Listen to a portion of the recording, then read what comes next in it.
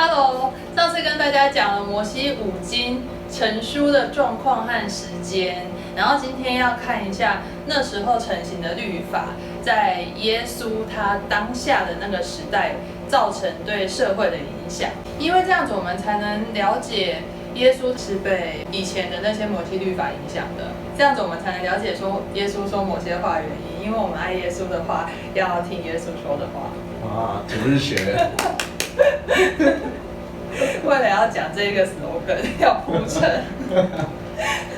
我们的影片比较小众，所以比较难有流量带来的业配和广告收入，所以如果希望赞助我们，不论金额的大小都可以捐给我们哦。你可以扫描 QR code， 或者是看下方的资讯栏，有玉山银行和 PayPal 的账号，可以方便您使用。谢谢你啦，拜拜。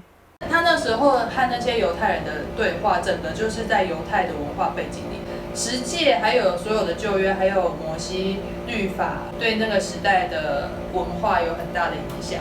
所以我们来看看路加福音里面耶稣说过的这一句话。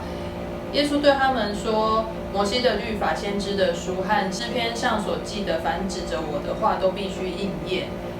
如果以我们来读圣经，我们是华人文化的话，我们看到这个就会想说，就是指单单的摩西的律法啊、先知的书啊、诗篇啊，就是这三项。可是事实上，耶稣的意思，他指的是整本的旧约，这三项它就包含了整本的旧约。为什么呢？因为犹太人的分法和我们的分法是不一样的。虽然我们新教的36卷书旧约和犹太教的24卷内容一样，不过分法不一样。耶稣他讲的这三项是对应他们讲的塔纳克，是这三个。塔就是妥拉，就是 Torah 是律法，所以摩西的律法讲的是这一个。那是 Navim， 指的是先知们，就是先知的书。然后是 Ketuvim， 它指的是文献，诗篇就包含在文献里面。所以我们再仔细看一下它里面到底包含了哪些。其中律法妥拉包含的是摩西五经的创世纪、出埃及记、利未记、民数记、生命记。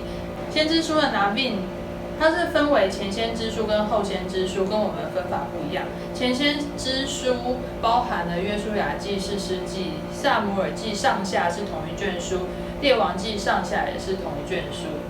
这个我们其实比较把它当历史记载，可是对他们来说是前先知书。然后他们的后先知书就是以赛亚书、耶利米书、以西结书，还有12小先知书，他们是算在同一卷。然后他们的文献书卷 Ketuvim 就是有5小经卷，雅歌、路德记、耶利米哀歌、传道书、以斯帖记是他们的5小经卷。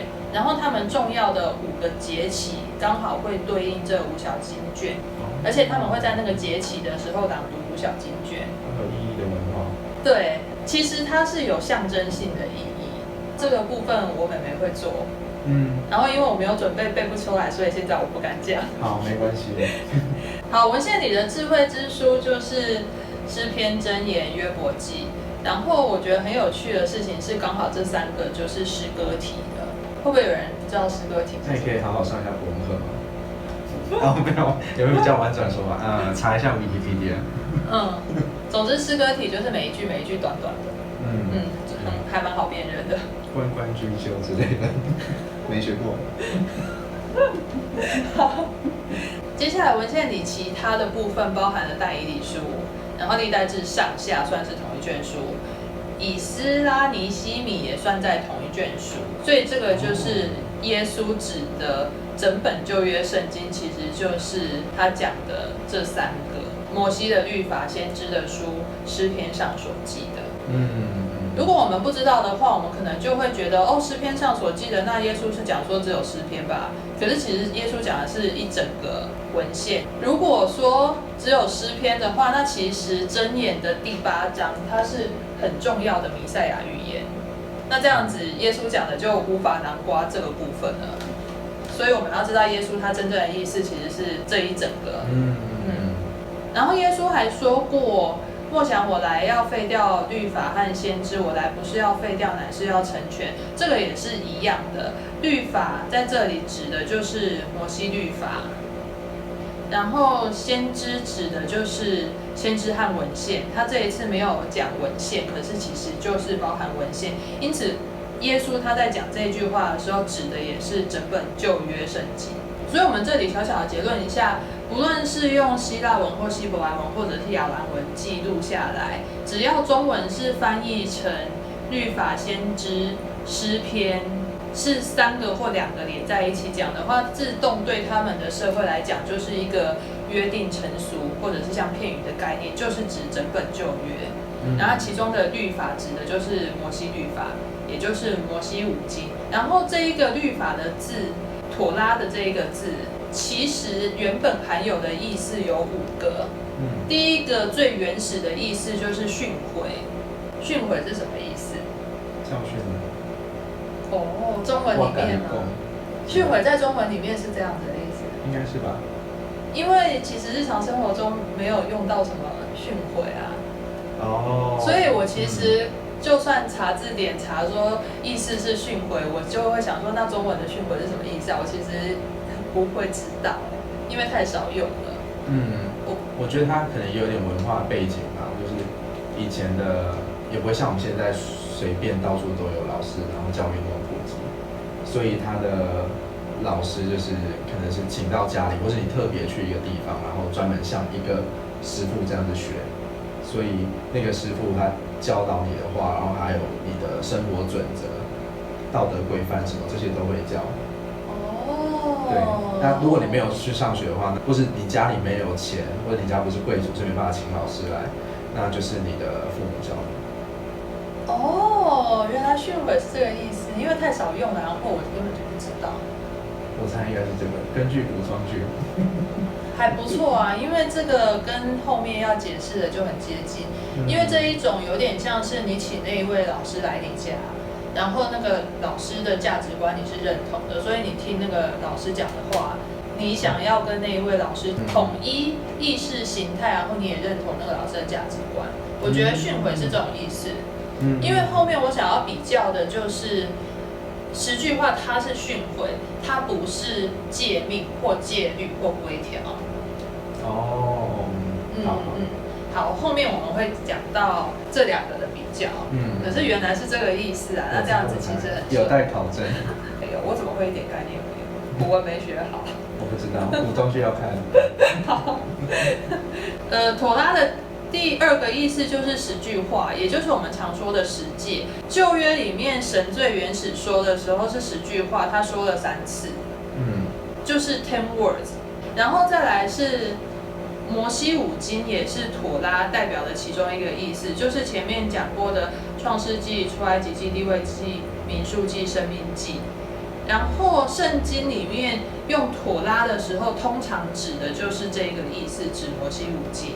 妥拉的意思还包含了手写律法，整个旧约就是对于犹太人们来说的手写律法。现代的犹太拉比教是用这个用法。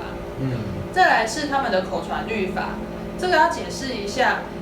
原本他们的口传律法就是没有写下来的，可是他们到了主后200年就开始写下来了，因为实在是太多了。那为什么会太多呢？因为他们是会随着时代扩充的。他们原本的口传律法是米士拿，就是摩西律法的613条，然后他就把米士拿分类成6个项目。有一点像给它系统化，然后于主后200年就记下来。那这个是他们的其中口传律法的一部分。另外一个部分叫基马拉，基马拉是补充米士拿，等于是把米士拿不断的进化。因为随着时代演进，会有一些新发明产生。例如说，我们现在有了电梯。那对犹太人来讲，他们安息日守安息日的律法，该不该按电梯呢？这个有没有违法呢？这个就是一个议题。所以随着时代演进，就必须要扩充，就是产生的基马拉，这个是不断进化的。所以你知道电梯问题怎么解决吗？请别人按，请同在电梯里的外邦人按一下。对，是吗？他们的电梯设计成每一层楼都开门。好烦哦！那101怎么办？是要搭多久？楼不要盖太高。然后呢，请外邦人来做也是一种解决办法。我的神学院其中一位老师，他们家旁边是住犹太人，然后有一天在安息日开始以后，那个犹太人就来敲门。哦，不能敲门，喊门。哇，好中文哦，叫门哎。也不知道是喊门还是反正就路上遇到，总之就是把那个我神学院的老师给喊出来了，然后就跟他说：“你去帮我把车子熄火一下。”因为他已经不能熄火了，所以他就请外邦人帮他车子熄火。好累哦。对，所以这是他们解决方法之一。然后把米士拿跟基马拉总合起来了以后，叫做塔木德，这就是他们的口传律法。好，所以这里稍微结论一下，刚刚我们看的2个经文，马太和路加，他们记载耶稣说的是5个意思中的哪一个？他们用的那个律法，耶稣讲的律法就是指摩西五经这一个。然后记载的时候3个加起来，其实指的就是整个旧约。然后我们中文讲律法的时候，原文也不一定是妥拉。可是如果原文是妥拉的话，通常就是指摩西五经。结论一下，我们基督徒不用守口传律法，那为什么我们要了解口传律法呢？看看懂他们文化。对，而且其实就知道耶稣那时候的冲突是怎么发生的。像耶稣他那时候，因为大家已经都要遵照口传律法了，所以耶稣他在安息日治病的时候，法利赛人就生气，说他不守安息日。然后还有耶稣的学生拈了稻穗来吃，也是在安息日。耶稣用数手吃饭，不洗手。数手吃饭。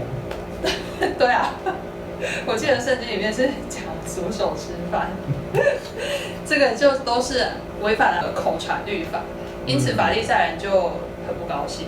然后其实他们对613条摩西律法的理解，有一些就是离开了它的核心价值了。举例而言，他们有讲说不能用母羊的奶煮山羊羔吧？你有听过这个吗？没有。这个其实原始的意思是说，要他们不要学迦南地里面的民族，因为我们上次有讲过，这个时候他们要进迦南地嘛，所以叫他们不要学迦南地里面的民族的一些残酷献祭仪式。神讲这句话的原意是这样子，可是他们为了要遵守这个律法，就变成是家里会有2套或3套的厨具，免得把羊奶跟山羊羔这种乳制品混在一起。哇哦！所以他们就是已经远离了那个核心意义，然后去遵守那个规条，而且还把那个规条不断的进化。